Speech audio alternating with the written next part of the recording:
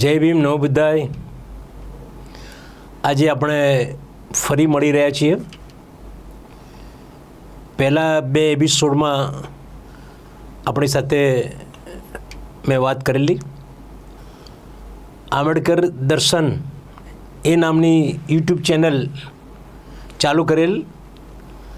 એના 2 એપિસોડ પત્યા. પહેલા એપિસોડમાં આંબેડકર દર્શન શા માટે એ પર વાત કરી. બીજા એપિસોડમાં બાબા સાહેબના એ કયા કોમના હતા બાબા સાહેબ એ વિશે વાત કરી.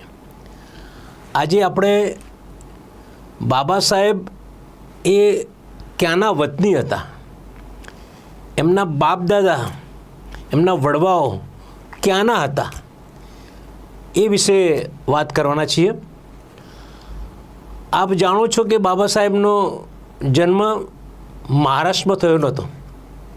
બાબા સાહેબનો જન્મ મધ્યપ્રદેશમાં થયો હતો, પણ એમના બાપ દાદા એ મહારાષ્ટ્રના હતા. એટલે બીજી રીતે જોવા જઈએ તો બાબા સાહેબનું માદરે વતન એ મહારાષ્ટ્ર છે. હવે મહારાષ્ટ્રની અંદર બાબા સાહેબનું વતન, માદરે વતન એ ક્યાં હતું? તો જો આપણે જોવા જઈએ તો ભારત દેશ એમાં લગભગ 28 રાજ્યો છે. 28 રાજ્યો અને 8 એ કેન્દ્ર શાસિત પ્રદેશો છે. આ 28 રાજ્યોમાં મહારાષ્ટ્ર નામનું એક રાજ્ય છે. તમે નકશામાં જુઓ તો તમને ખ્યાલ આવી જશે કે મહારાષ્ટ્ર એ પશ્ચિમ અરબી સમુદ્ર જે પશ્ચિમ છે એ કિનારો પર આવેલું એક મોટું રાજ્ય છે. એનું મુંબઈ જે શહેર છે એ આખા વિશ્વમાં જાણીતું છે. એ મહારાષ્ટ્રમાં 36 જિલ્લાઓ છે. એ 36 જિલ્લાઓમાં રત્નાગીરી જિલ્લો જે બહુ જાણીતો જિલ્લો છે. તમે જ્યારે કેરીઓ ખાતા હો છો ત્યારે રત્નાગીરીની કેરી વખણાય છે. એ સિવાય રત્નાગીરીના ઘણા મહાનુભાવો આપણે જાણીએ છીએ. લોકમાન્ય ટિળક એ રત્નાગીરીમાંથી આવતા હતા. મહર્ષિ કર્વે એ ત્યાંથી આવતા હતા. એ રત્નાગીરી જિલ્લાની અંદર 9 તાલુકા છે. એ 9 તાલુકામાં મંડળગઢ નામનો એક તાલુકો છે.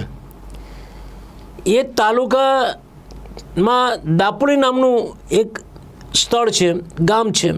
એ દાપોલીથી 5 માઇલ દૂર બાબા સાહેબનું જે વતન આંબાવડે, ઘણા લોકો અંબાવડે પણ કહે છે, આંબાવડે ગામ એ દાપોલીથી 5 માઇલ દૂર આવેલું છે.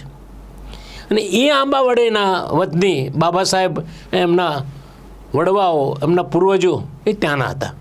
આંબાવડે ગામ એ પહાડોની વચ્ચે છે, પહાડોની ધાર ઉપર છે. ચારે બાજુ પહાડ છે અને પહાડોની વચ્ચે આવેલું આ ગામ. તરત આપણે ખ્યાલ આવે કે જે પહાડોમાં રહેતા હોય એ લોકો બહુ ખડતલ હોય. બાબા સાહેબના જે પૂર્વજો જે હતા એ બહુ ખડતલો હતા. અને ખડતલો ખરા, તંદુરસ્ત પણ ખરા. અને આ જે ગામ છે એ ગામની અંદર બાબા સાહેબના દાદા માલોજી સગપાલ એ ત્યાં રહેતા હતા. એમના પણ આગળના જે સગાઓ છે એ ત્યાં રહેતા હશે, પણ માલોજી સગપાલ એ આંબાવડે ગામમાં રહેતા હતા. બાબા સાહેબના પિતાજી રામજીભાઈ, એમના પિતાજી માલોજી સગપાલ, એટલે બાબા સાહેબના દાદા માલોજી સગપાલ એ આંબાવડે ગામમાં રહેતા હતા. અને એ આંબાવડે ગામના કારણે બાબા સાહેબનું વતન જો જોવા જઈએ, એમનું માદરે વતન એ વતન આંબાવડે છે. હવે આંબાવડેની તમે ત્યાં પહોંચો, તમે આંબાવડે ગામની અંદર તો પ્રવેશતા જ ડાબા તરફ મહાર લોકોની વસ્તી છે. અને મહાર લોકોની વસ્તી એના આપણે લોકો મહારાષ્ટ્ર લોકોને મહારવાડો કહે છે.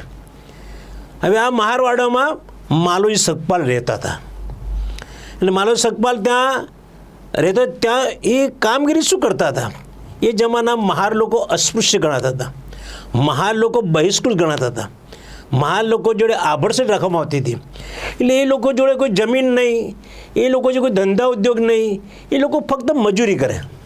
અને મજૂરી કરે એટલે ઉચ્ચ વર્ગના કહેવાતા ઉચ્ચ વર્ગના લોકોને ત્યાં એ મજૂરી કરતા હતા. અને મજૂરી કેવી કરે? કાળી મજૂરી કરે. સવારથી સાંજ સુધી મજૂરી કરે. ત્યારે એમને 8 આના આપવામાં આવે.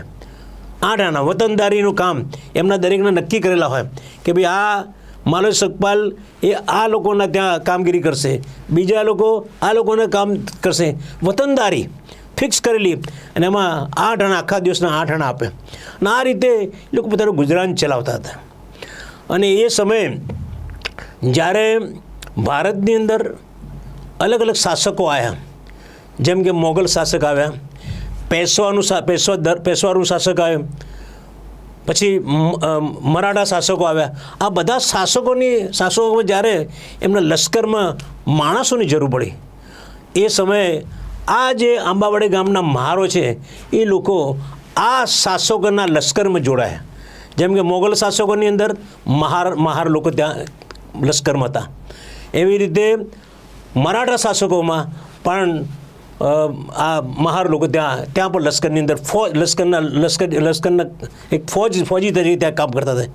એવી રીતે પેશવાના શાસકની અંદર પણ આ લોકો કામ કરતા હતા. આ કામ દરમિયાન માલોજી સગપાલ એ વખતે આંબાવાડી ગામમાં એ પોતે મજૂરી કરતા હતા. અને એમને જ્યારે ખબર પડી કે જ્યારે ઈસ્ટ ઇન્ડિયા કંપની ભારતમાં આવી છે અને સૈન્ય અને શસ્ત્રોના કારણે એમને ભારતની અંદર આધિપત્ય જમાવ્યું છે, અને જ્યારે બોમ્બેની અંદર એમને આધિપત્ય જમાવ્યું છે, ત્યારે માલોજી સગપાલ ઈસ્ટ ઇન્ડિયા કંપનીમાં ગયા અને કહ્યું કે મારે નોકરી જોઈએ છે. અને એમનું ખડતલ શરીર, હાઇટ, બોડી સરસ એ જોતાં લશ્કરના એ અધિકારીઓએ એમને નોકરીએ રાખી લીધા. અને માલોજી સગપાલ એ ઈસ્ટ ઇન્ડિયા કંપનીની અંદર લશ્કરી છાવણીની અંદર એ પોતે એક ફોજી તરીકે કામ ચાલુ કર્યું. અને ફોજી તરીકે બહુ સુંદર કામગીરી કરી. એમના અલગ અલગ, જ્યારે આ જે ઈસ્ટ ઇન્ડિયા કંપનીના અલગ અલગ લશ્કરી થાણા હતા, જેમ કે પૂનામાં એમનું લશ્કરી થાણું હતું, એવી રીતે સતારામાં લશ્કરી થાણું હતું, એવી રીતે મહુમાં લશ્કરી થાણું હતું, એવી રીતે વડોદરામાં લશ્કરી થાણું હતું, ગ્વાલિયરમાં લશ્કરી થાણું હતું. આ બધા લશ્કરી થાણા જે હતા એ બધા લશ્કરી થાણાની અંદર આ માલોજી સગપાલ પોતાની જ્યારે ડ્યુટી મૂકે ત્યારે ત્યાં જતા હતા. અને આ દરમિયાન એમને એટલું કામ રહેતું હતું અને અલગ અલગ જગ્યાએ જવાના કારણે એ પોતાનું ગામ પણ ભૂલી ગયા. આંબાવાડી ગામમાં જઈ શકતા નહોતા. એ પહેલાં તો માલોજી સગપાલ ગામની અંદર જ્યારે કોઈ ધાર્મિક કાર્યક્રમની અંદર જ્યારે પાલખી લઈ જવાની હોય, પાલખી ઊંચકવાનું કામ એમના કુળદેવી ભવાની હતા, માતા ભવાની, મા ભવાની. એ મા ભવાની જ્યારે પાલખી ઉપાડવાની હોય ત્યારે માલોજી સગપાલ એ પાલખી ઉપાડતા હતા. પણ એ આ કામની કારણે, આ લશ્કરની અંદર કામના કારણે એ પણ ભૂલી ગયા. અને ગામમાં જવા આવવાનું બંધ થઈ ગયું. કોઈક વાર જવાનું થાય.